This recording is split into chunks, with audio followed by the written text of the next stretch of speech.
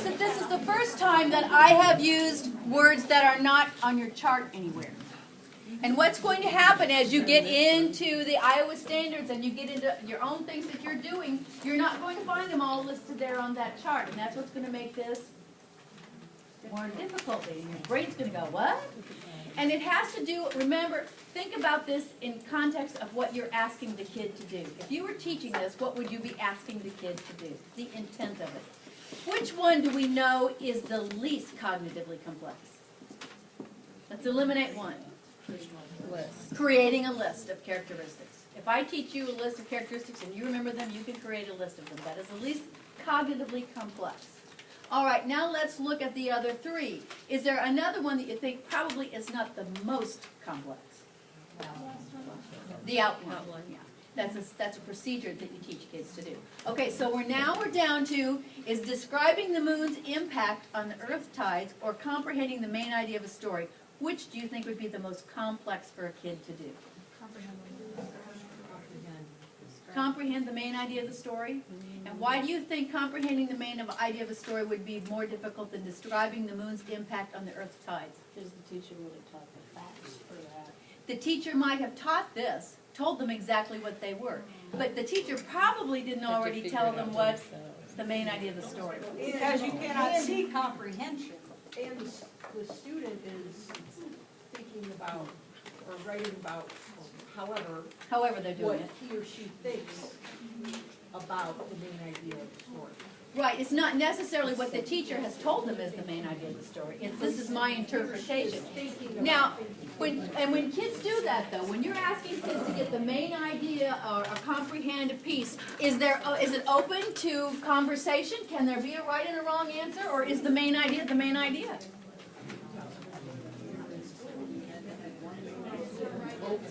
Is there a right or wrong answer to the main idea? If you're taking an ITBS test, there is.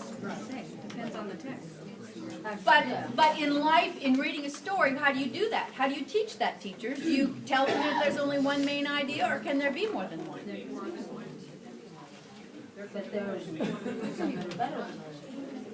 Her response was there can be more than one, but there might be some that are better than others.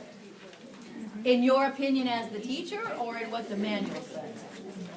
Yeah, I'm throwing all this stuff at you because I want you to think about all of this stuff. Teaching and learning is not black and white, literal. It's got all this gray stuff going on. Yes, did you want to say something, kiddo? I thought I saw a hand over there. Nope. Okay. All right, so with this group, we're kind of in agreement that comprehending the main idea could probably be a little bit more complex than just describing something. Are we okay with that? Couldn't outlining the key points of a text be complex, depending on their opinion of what the key points are? Okay, did you hear her? She thought that. Would you say that just a little bit louder? I said, couldn't outlining the key points of a text be more difficult, depending on what your opinion of the key points are? Outlining key points could be much more complex, depending on what you thought the key points were, right? You teach your kids a strategy for finding the key points of a text. Yes. Well, we work on it. We work on it, but do they always come up with the same ones? Okay, very good point, and I'm glad you brought it up. It comes up in every class that I teach, that is quite possible. Here's my point about all of this. What looks cognitively more complex to one person is different to another, and it depends on the setting, the circumstances, the kid, and what you're doing. And you're the only one who knows that. I can't judge that for all of you. You have to know that. But that's what we want you to do. We want you to be able to drill down into what you actually do and find out where it fits on there. And do your things aligned that you're doing. Okay, so now we're just going to look a little bit at our state standards and how do they measure up. And I'm not going to go very long on this. These were compiled by Tony Vanderzil at the department. He's from the Iowa School Board Association. Any of you know Tony? Okay, this was done in 2011. And what these are done is it's states. And what they've done is they've taken their state standards. Most of the states at that time had already gone to Common Core standards. Iowa at that time, you see these right here. Now you're saying, well, what are those? Those are state standards, and they use an example school system. Those are actually based on the standards that they were using in Cedar Falls, Iowa at the time. They just picked one, compiled it, and used those. So you can see the difference between how our individual school standards may have looked compared to the rest of the states. And now this is our Iowa core standards compared to the rest of the states. Can you see the difference that we've made in going with those core standards? We've added create, we've added evaluate, we've added analyze, and we've added apply. Well, we always had apply, but we've added those three that we really had none before. These are math standards. And mostly we will remember, we will mostly understand and apply when you looked at standards.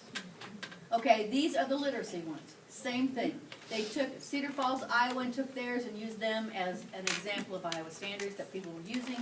And again, you can see we came out, when we adopted the Iowa core, we came out a little bit better. We still don't have quite as much in the evaluate as some other states, but we've certainly made a lot of progress. So does this help you see where our standards kind of fall out? They're still going to be mostly in those three that I told you. Okay, go ahead. Can you go back to Sure. that, please? It's interesting how there's 3% with the remember part. Yeah. And,